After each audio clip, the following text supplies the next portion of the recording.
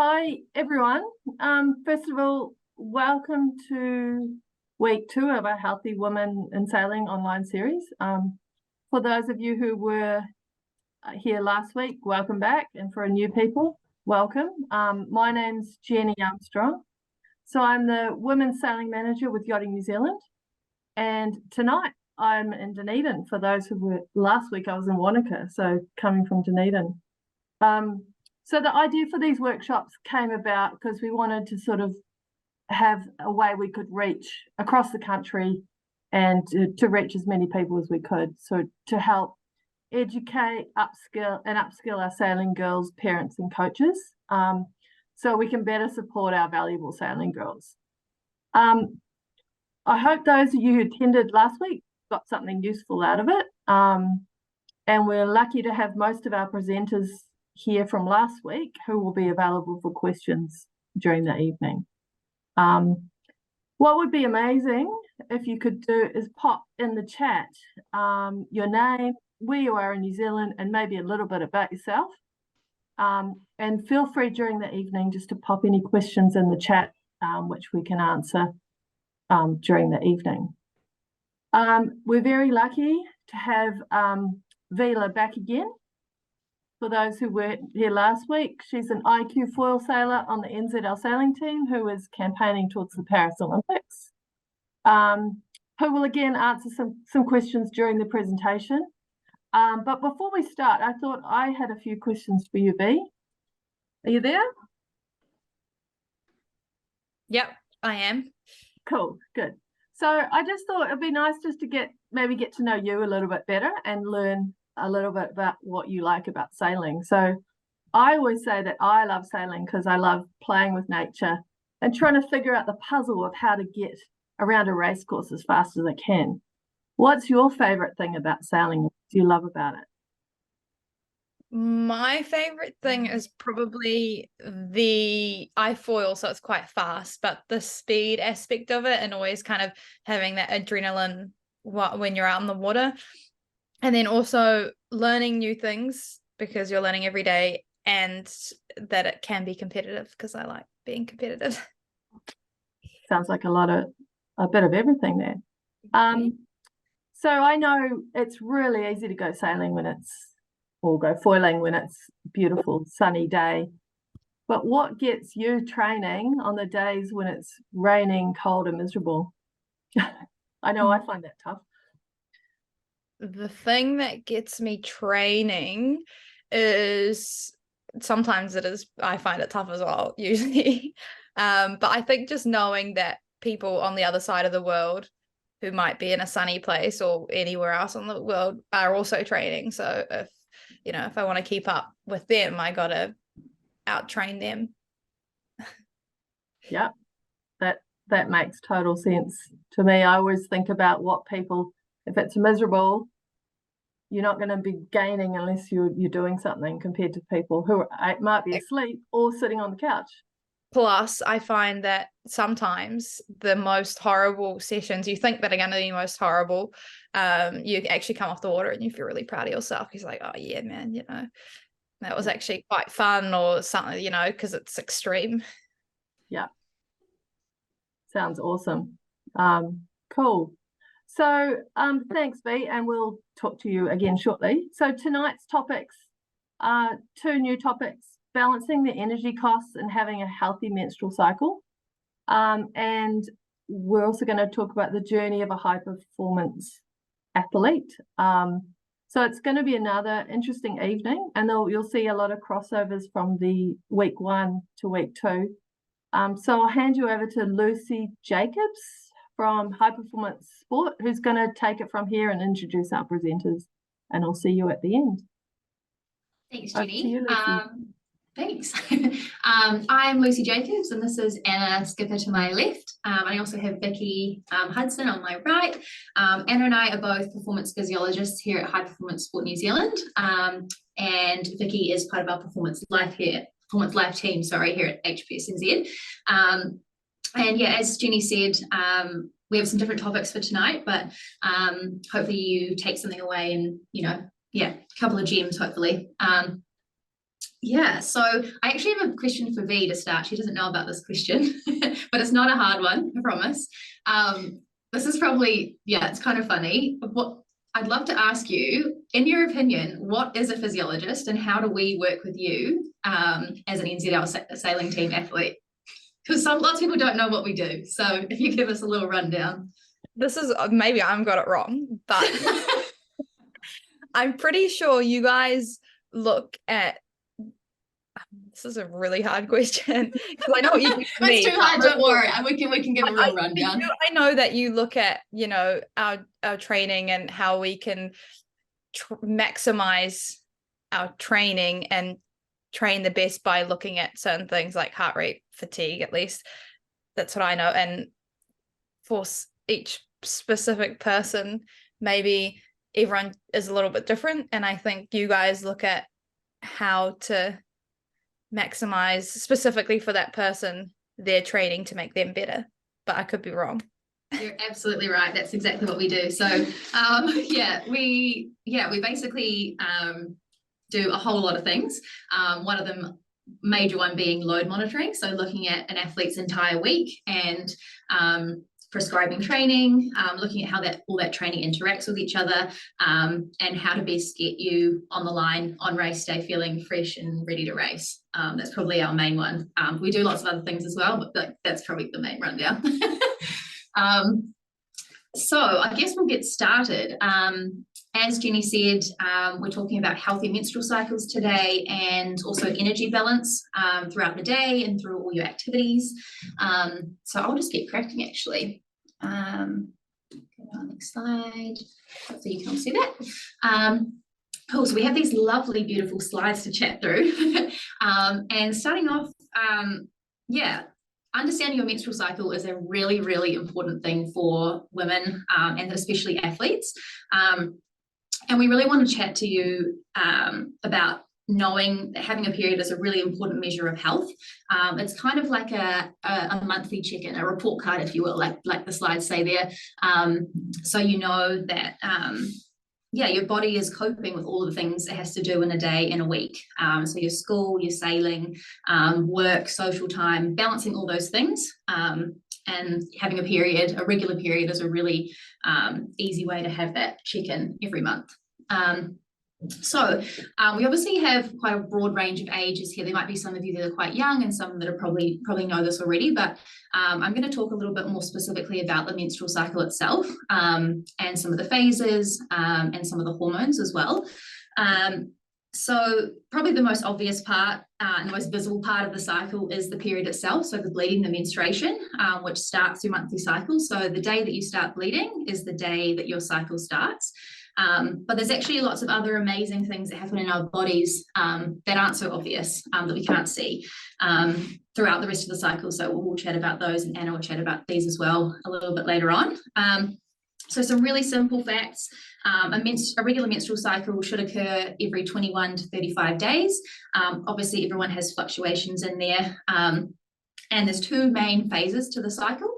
That graphic is really a nice, easy one to see the cycle as a whole. And you can see as your period starts on day one, it also starts the follicular phase of your cycle, which lasts about 14 days, depending on how long your cycle is, but this is based on an average 28 days. And the follicular phase, lasts until ovulation, which occurs around the middle of your cycle. So ovulation is the release of an egg, and obviously if you have no use for that egg, it is no use to you, so we don't need to think about it. And then once ovulation occurs, it starts the half of the phase called the luteal phase, half of the cycle, which lasts until you start bleeding again. So that's kind of a really basic way to look at it. But throughout those two phases, you actually have different hormones that are coming and going and fluctuating as well. So for athletes and for women, estrogen and progesterone are probably the two main ones that are looked at the most. And you can see in the follicular phase, starting off, it's actually quite a low hormone period while you have your actual period. And once that ends, estrogen actually starts to rise towards the end of the follicular phase. It actually peaks just before ovulation and then falls quite quickly. And then once you ovulate and then you're into the luteal phase, progesterone rises quite steeply to peak in the middle, and then it falls again, and that falling signifies to the body that it's ready to menstruate again, and starts the whole cycle all over again. And I guess that probably the main thing is that we know everyone's experience with menstruation is different. So someone might have a lot of pain, someone might have not much at all, and yeah, it's just important to know that none of the symptoms or your period itself should hold you back from doing anything that you love. So that's sailing, that's school, working, anything like that. So if that is something that's happening for you, it's definitely, we definitely recommend chatting to a GP or a parental guardian that you trust. And I think, yeah, talking to someone that you trust is a really good start, if you're worried about it. So the kind of the main thing that we want to sort of stress with these menstrual cycles slides in this presentation is just knowing your own cycle. So yeah, keeping track, and just so you know if something changes, you feel a little off, it might be an indicator of stress or you've got a lot going on, but if you don't know what your normal looks like, it's hard to sort of pinpoint what could actually be happening. So just taking notice of how you feel through the month, or on certain days you might feel really ready to train and other days you feel a bit more fatigued. It's normal to have that fluctuation, but yeah, just taking note of how you feel, and yeah, that's a really good start to knowing yourself better. So I'll flip to this next one here, which kind of leads me on to what a healthy menstrual cycle kind of looks like. And we also have these categories down the left. And this is going back quite basic, but yeah, what does a healthy menstrual cycle look like? Starting with age, the average age of your first period is 8 to 16 years. But if you haven't had your first period by 15, it might be time to chat to a GP about it. They're probably your first port of call, and they can definitely give you more specific advice to your situation. Length of your period, as I said, it's usually between 3 and 7 days, but if you're regularly getting bleeding that lasts longer than that, again, definitely time to chat to a GP, and I'll come to this a little later when we get to blood loss. That's a really important one. The length of the cycle itself, so the average length is about 28 days, but it can range person to person, so 21 to 35, it kind of sits in between there, you're sweet. But if it is getting much longer than that, or you're having it more frequently than that, definitely chat to your doctor. But do keep in mind, if you have just recently got your period, the first couple of months or even up to a year can be quite irregular for your cycle. So don't panic too much. It should level itself out, but if you are worried about it, definitely chat to your GP. We have the blood loss here.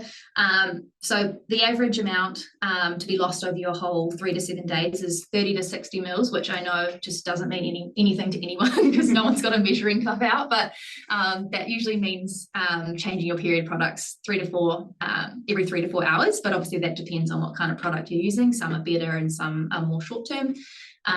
But heavy bleeding or leaking really frequently is definitely something to chat to your doctor about. It can lead to low iron stores, which is really not great for your overall health, and also your sport either. So that's a really big one. If you're worried about that, definitely chat to your GP. In terms of pain, there's obviously a lot of myths around period pain, but sadly it is a thing that does come along with having a menstrual cycle. Abdominal cramps, pelvis and lower back pain are pretty normal, but as I said, they really shouldn't limit the things that you love to do.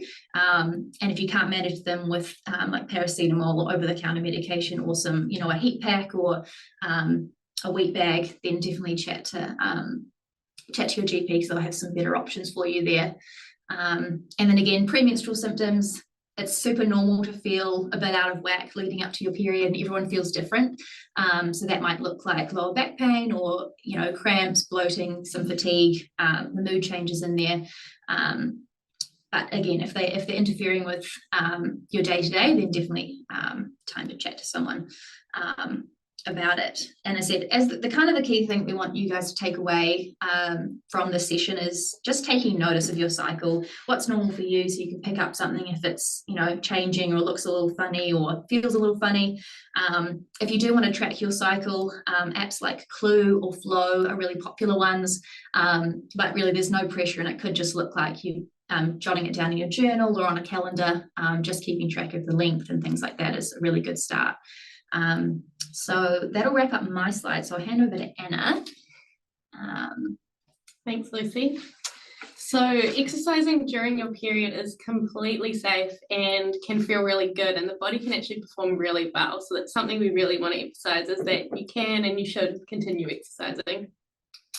As Lucy discussed, the hormones are changing throughout the cycle, and because they change throughout your cycle, you may experience shifts in energy. You might even notice changes to your coordination. And there are certain times of your cycle where strength and power can actually feel better. And you might find that you're able to do movements in the gym and explosive movements on the boat better at certain phases. So like Lucy said, it's really important to understand your own body and find out what is normal for you, as everyone is individual. So just keep a track in your journal if that's the means that you want to do it, and it's really good to listen and understand those cues that your body is giving you. You may also find during your the actual period phase of your cycle that your muscles actually recover better, and this is because it's in a low hormone phase, so you can actually push a little bit harder here as well, and your body responds really well to that. And when you have your period, yeah, like I said before, it's really important to try and continue exercising, because it can also help overcome those symptoms that Lucy was talking about, and really ease them. And you can also find that your mood will shift throughout your cycle as well. And this is due to the progesterone falling. So when your period starts, you may notice that your mood actually improves. So even though it's the time of the month and everyone's like, oh, got my period, it's actually a really good time where you can feel really good, and maybe your strength and power is improved, your mood's improved, and you recover better. So it's not all doom and gloom. There's a lot of really cool things that the female body can do, and it's a very, very cool thing to understand your cycle. It's like a superpower. It is. So there are many things that can change what your menstrual cycle looks like, and Lucy's already talked about it a little bit. But I'll just go into a little bit more detail. So we do know that stress and an imbalance between load and recovery from emotional or social stress can cause changes to your menstrual cycle. And it can, when I'm saying changes, it kind of means that it can lengthen or shorten your cycle, that type of thing. So if you're feeling a bit stressed and you're not quite balanced there, think if you need to potentially chat to a psychologist or go to your GP who can refer you on. It is just something to be aware of, and good to kind of know your body and if that's the right thing that you need to do. Kelsey talked a lot last week about fueling for the work that you're doing, and we do know that under fueling and under recovery can also change your cycle. So yeah, it's really important to fuel for the work that you're doing, but also recover for the work that you're doing as well. This is particularly really important when you have intense periods in your life. You might have regattas or big training blocks, you might have exams happening at the same time. It's really important to kind of allow yourself time to recover at this time as well.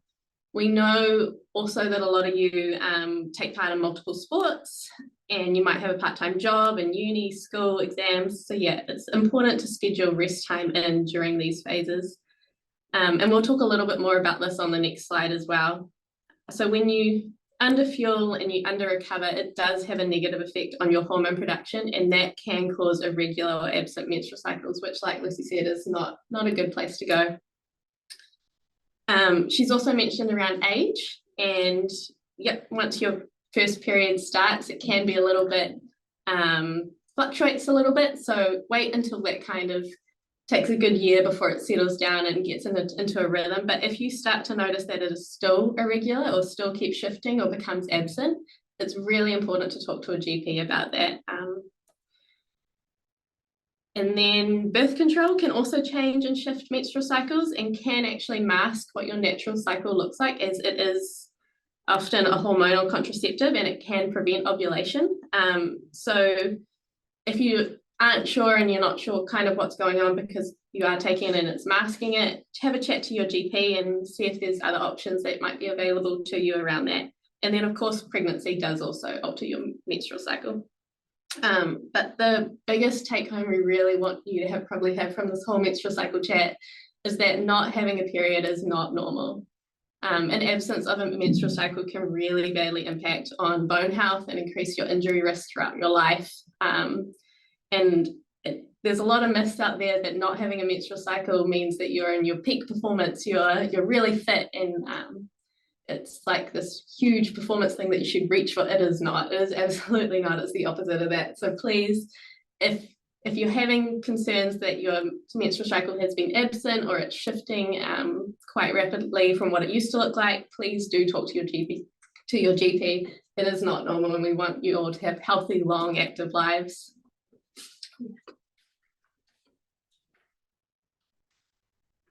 So understanding your energy demands. Kelsey talked a little bit about this last week, and you do have an increased energy demand throughout adolescence, which requires an increase in food intake to support your growth and development. And I know that Vicky's going to talk a little bit towards the slide as well.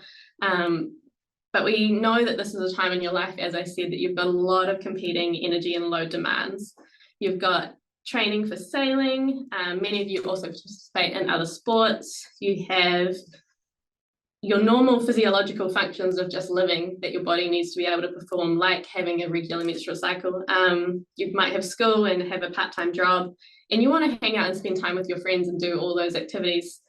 And your body is going through so many changes. So there is so many things that contribute to your total energy demands. And it's really important that when we talk about fueling and recovering for the work that you're doing, we're not just talking about the sailing, we're talking about everything. It encompasses all. So please do make sure that you schedule in rest and recovery. And like John said last week, sleep is the #1 recovery tool that you can use as a performance enhancer. So please do use those strategies that he outlined to help you get a really good quality sleep and rest in, because that is your #1 thing that we still promote to our top athletes here today, is that sleep is gold. Thank it. Yeah. I'll pass it back to Lucy to wrap up this part of it. Cool. Our last slide here is probably more geared to any parents or coaches online, and it kind of just looks like some prompts to yourself, or just basically to yourself about your athletes or your teams on what balanced health can look like for them. So with training, are they participating and enjoying the sports they're doing? Are they turning up motivated to training? Touching on the topics that Kelsey talked about, are they eating enough to support the training that they're doing, and also just like general living and growing into it, an adult? Do they have enough energy to do the training and then come home and eat dinner and do their schoolwork and get up and do it all again the next day? In terms of menstrual cycle, are they menstruating regularly, or are they taking hormonal contraception? All different options there. Are they getting enough sleep, as Anna and John said? Do they feel fatigued or recovered by the time they get to tomorrow's training? And do they schedule in that rest? Do they have one rest day per week where they're really just chilling out, they're doing the other things? And all that. Do they have a good support network? Do they have people they can talk to? Do they have social connections? Do they have people outside of sailing or the other sports, people that just are outside of that circle that they can hang out with or bounce ideas off?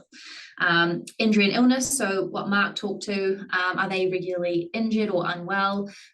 Do they have a history of bone injuries or a prolonged injury that's affecting their current participation or their well-being?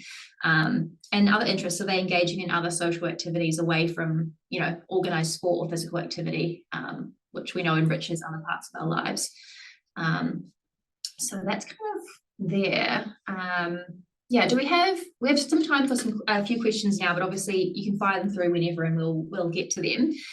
We've also attached there the Sport New Zealand Balanced Female Health resource. This is an amazing resource. These slides are actually from this resource, and it's got way more detail than this about so many different topics around females in sport and balanced female health. So I'd really recommend any coaches or parents definitely to read this one, but if you're an athlete and you want to read this too, that's spot on. Yeah, any questions? We'll give you a couple of seconds to write them in. Or there's nothing through on the chat just yet. We can wait a little moment. Okay, yeah, there's no question is silly. Like, this is, you know, we're all friends here. And we can also take them at the end if you want to just think about it for a little while as well. Exactly. So I might just butt in here a little bit. We're going to have all these resources available for everyone later, the recordings of the sessions as well as the PowerPoint slides, so they'll be available as well. Give you a couple more seconds and then Come on, V, you got a question? Do I have a question? We actually had Vicky was there last week, a big session around female health and sport, and I had tons and tons of questions there, but they've all been answered, so I can't think of the questions that I have now. But I think I agree with it's really important and just something to look out for, and tracking can be kind of fun. I think, you know, just in your little app and you can do your little questionnaires daily. I don't do it daily, but it's that's a good thing. Awesome, me. Yeah. Oh, there we go. A quick question: do you present this information to parents, and if so, what is the general reception of them taking this on board for their athletes and children? We have done some youth presentations previously through Yachting to the female athletes, and it went really well. They were quite receptive and asked a lot of questions. It was quite interactive. So we've only done the one and it went really well, but that's what we're trying to do with this, is generate a little bit more conversation and keep it going. And the more that we can share the resources too that Sport New Zealand have available, they're excellent and they've been made publicly available. So it's really good. For this reason, yeah. We did a parent presentation. I did it alongside of Jeff and Ian and Sam Mackay about 3 months ago, just around what it looks like in the high performance environment for youth sailors and going beyond. So I think that was well received. Jenny was there as a parent.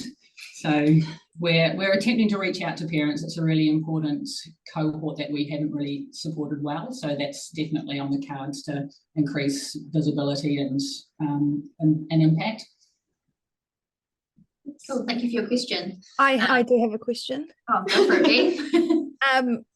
So when you say to calculate in rest, right, what does that look like? Does that look like doing nothing, doing a little bit less, still, you know, or is that different for everyone? Or what is, because I think rest is really important, but what is rest technically?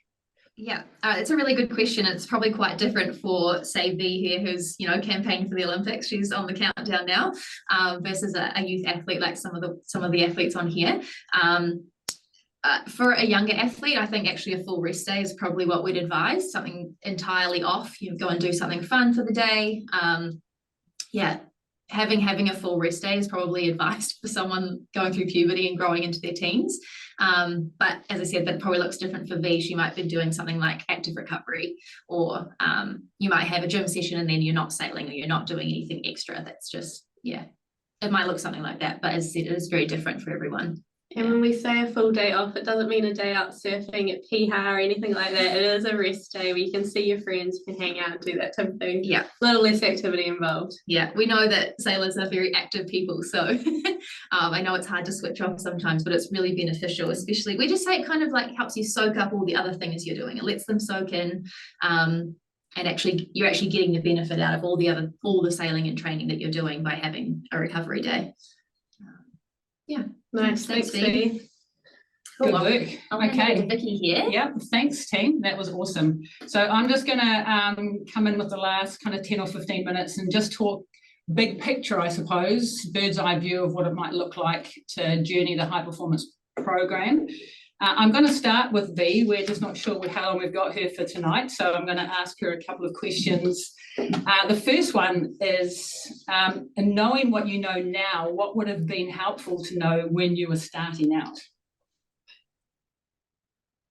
I think what would have been helpful for me is that there's a lot of things that would have been helpful, but I think things like this are already really helpful.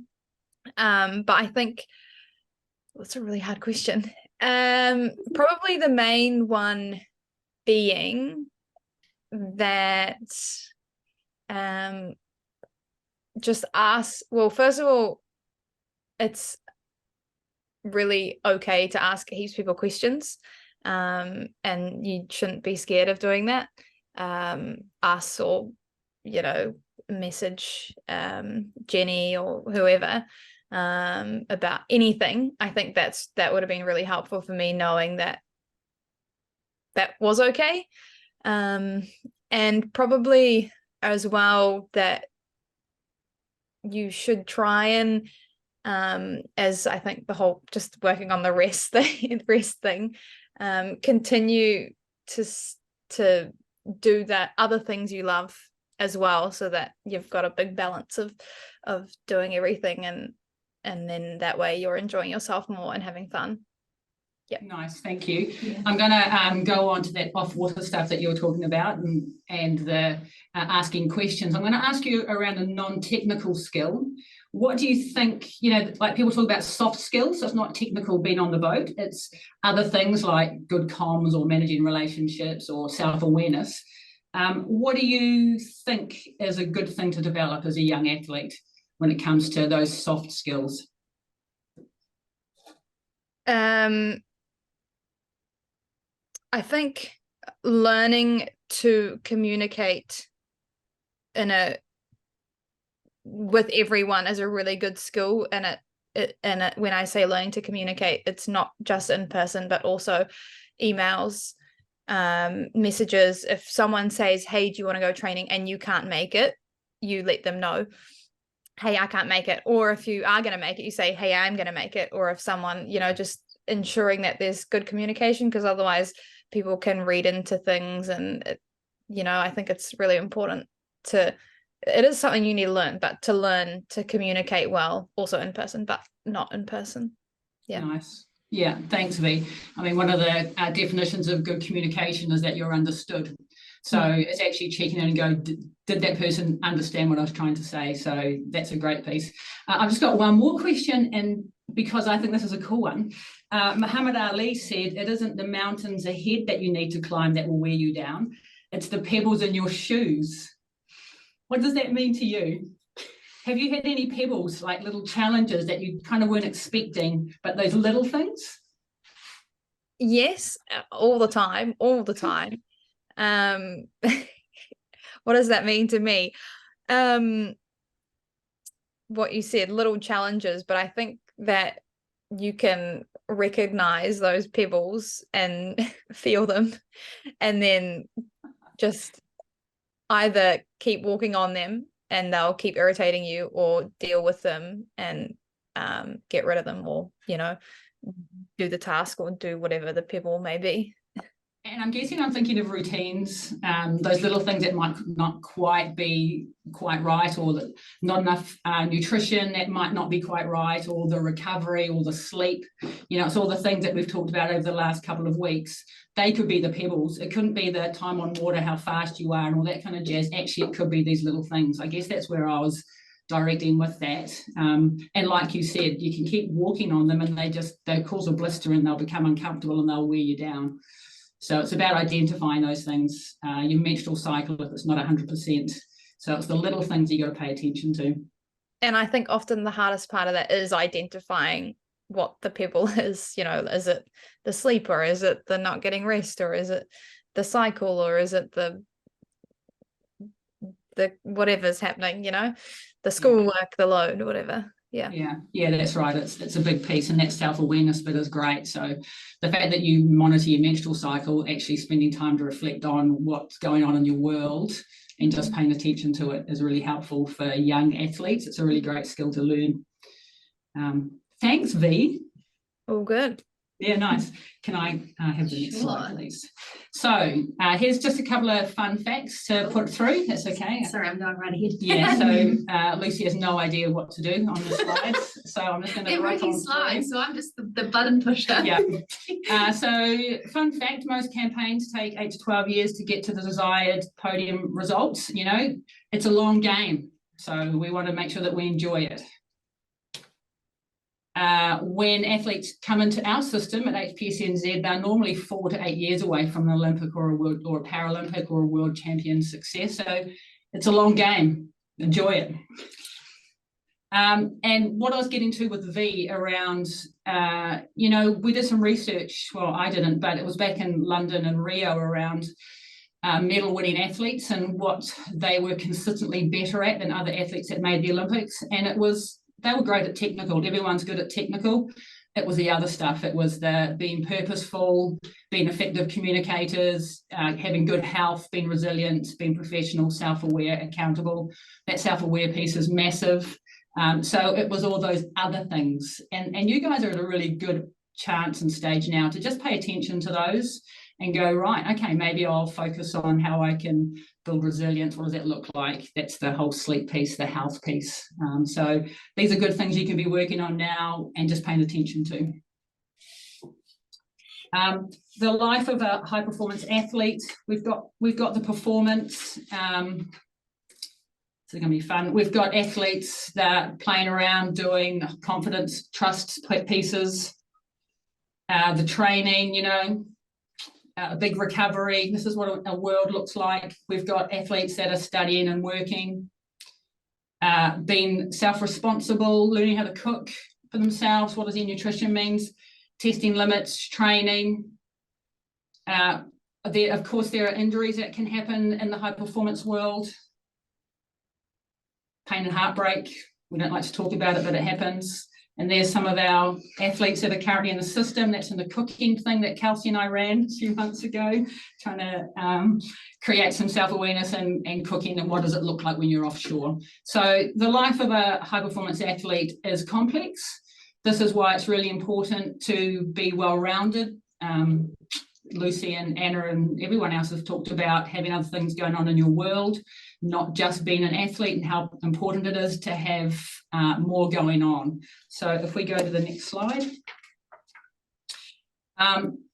These two have talked about this. It's all about juggling. So my role as an athlete life coach, performance life coach, is how do we support you guys as people, making sure that you've got lots of foundations of which to rest on. You've got so many things that you're doing. If I had you in a room, I'd be giving you balls and trying to get you to balance, to juggle them. What happens when you put more attention onto one, which you're allowed to do when you've got Optimists coming up or Youth World coming up and you have to focus on sport? What happens to the others? Are they tossed aside and not paid attention to? Are they kind of just put to the side and kept looking at? So those kind of things are really important. It'll take a bit of attention to do to make sure that you connect with your support group. Lucy did a great job of introducing how important it is to add all those things to be a healthy young female athlete. It looks like, what does it look like from week to week? What does it look like day to day and year to year? So we're going to go on to the next slide. What I'd like you, okay, just slow down for a sec. Yep. What I'd like you to have a look at here, we often sit down with our athletes and do a big picture piece. What, if you had a look at this, I mean, if you got a bit of pen and paper in your hand, draw a line along the paper and put 2023 and dot it all the way up. You can push it one more time. Sure. Oh, wow, that came up. Consider how old you're going to be when all this is happening. Think about what that looks like from a sporting perspective and a life perspective, when you're going to get your driver's license, when you're going to leave school. Are you going to study? Are you going to do a career? What does sport look like? Actually, you can tap one more. Yep, okay, that looks over there. What other sports are you going to be playing? What's your next boat class going to be when you come out of youth? You're going to do keel boating, school team racing, match racing.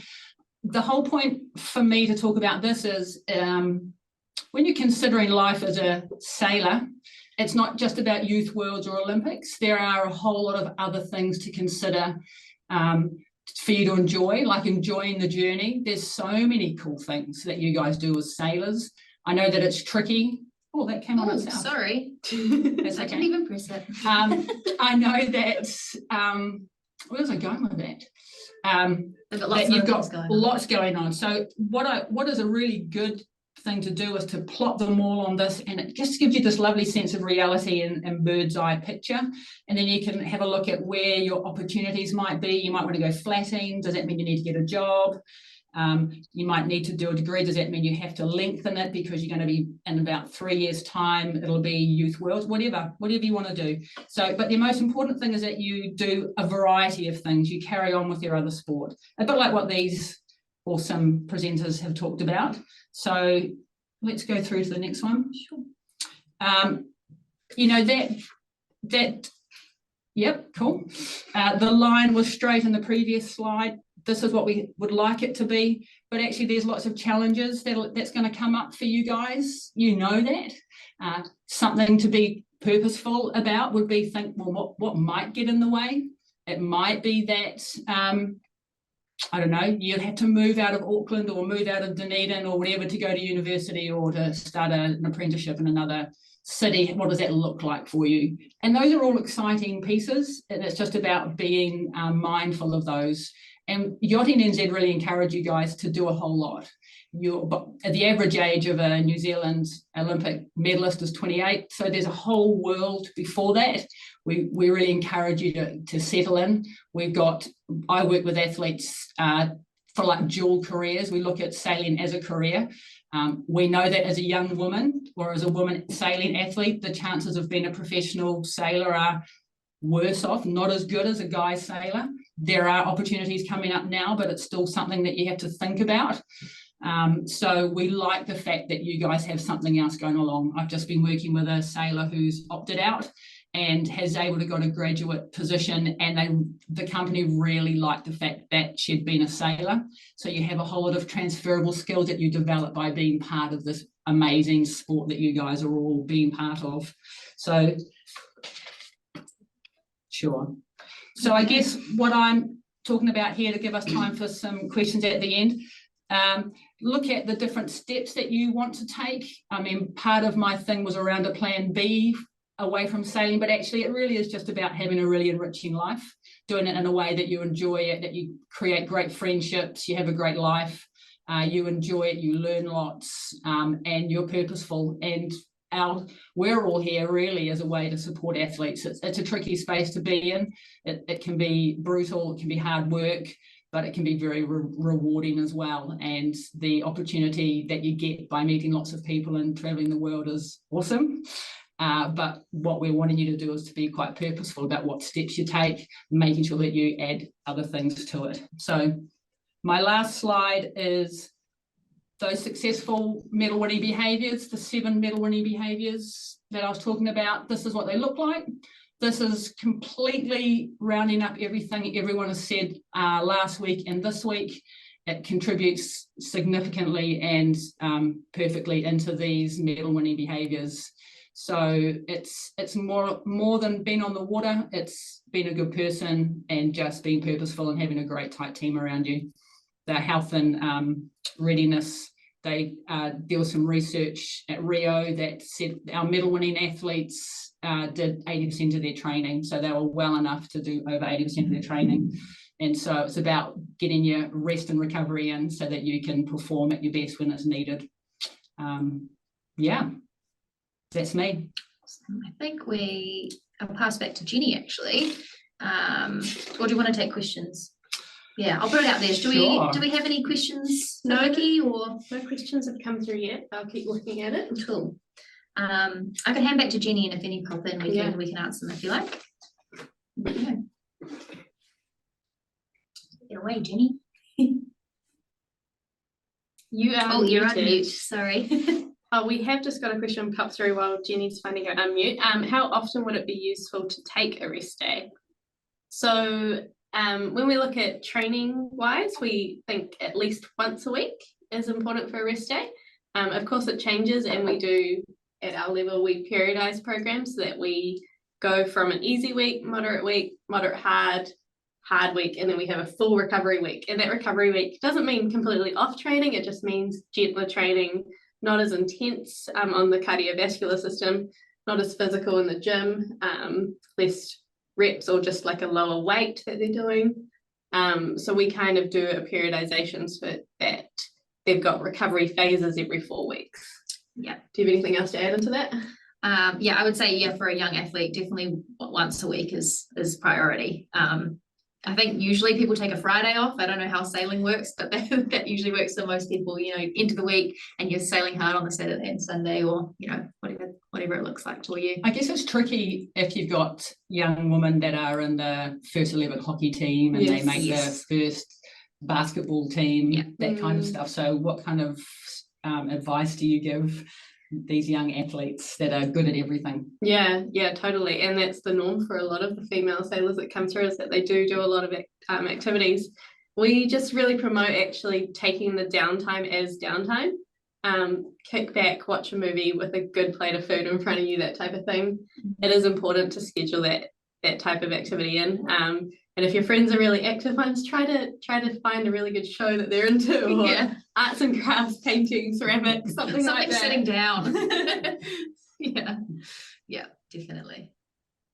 And obviously there will be times where you are much busier and you're doing a lot more activity, and it's usually kind of that crossover season if you're doing sports that kind of go across the summer. Yeah, exactly. It's usually quite busy, but if you can find those periods where you can, you know, take an extra day that you don't actually have to go to soccer practice and hockey and sail, that's really good. Cool, Jenny, we'll hand back over to you. Okay, cool. Thank you, ladies. That was brilliant. I'm just going to share my screen if I can work the tech. We've got your slide up. Yeah, I've got your slide up. Have you? Already. Yeah, I added it in. Sorry I didn't tell you. Okay, cool. Very streamlined. Should I go to this next one? This one? No, the other one. Oh, you want this one? Okay, so in summary, I just thought I'd sum up the sort of 5 presentations we've had. That, you know, sailing's a tough sport, it's complicated, but the best way to be successful doing it is just to be, as I see it, to make it simple, to be a happy, healthy, well-rounded person, and that will lead you to be successful in life, but also give you the opportunity to be successful in sport. So the better we take care of ourselves, the better able we will be able to perform at whichever level we sail or do sport at. So I just wanted to, please, if there's any questions, pop them in the chat now. But thank you. You could go to the next slide, but sure. if you want. So I guess what we were talking this morning, and we were trying to figure out, well, what's next? And we actually need your help to figure out what you guys would like some help with or more information. I think there was a lot of content here that was new and was good to go over, and hopefully something will click for you and you'll be able to apply it to your sailing and to your life. To the parents and coaches, please take care of our sailing girls. They're very precious, and we really want to do everything we can to support them, to keep them in sailing, because as I think, and I think V will agree, it's the best fun you can have. And I wanted to just, on this slide, I've got our She Sails NZ Facebook and Instagram pages, which is where I'm going to be, we're trying to grow those sites, and that's where I'm going to be popping the resources from the PowerPoint slides from tonight, and also links to the recordings once I work out how to do that. So it'll be available for people to come back and have another look at, or share with your friends, and so they can learn as well. If you, I do want to thank the high performance team. This has been a little project we've been working on for feels like most of this year, but probably 3 or 4 months. And I'm really pleased with how it's come together, and really keen to do some more initiatives with you guys. A great team to work with. And thank you, Vila, for coming along. The big asset to have someone who's been there, done that, and doing it. So we've got a whole bunch more fans to follow you around the world. And I guess if there's no more questions, I'm always around, so I've just popped my details there. I can be a first point of call. I don't have all the answers, but guess what? I do have a bunch of friends who do. So I'm happy to help steer you in the right direction, or if I can help myself, I'll do that. So feel free to drop me text me, email me, and I'll get back to you and see if we can help you out.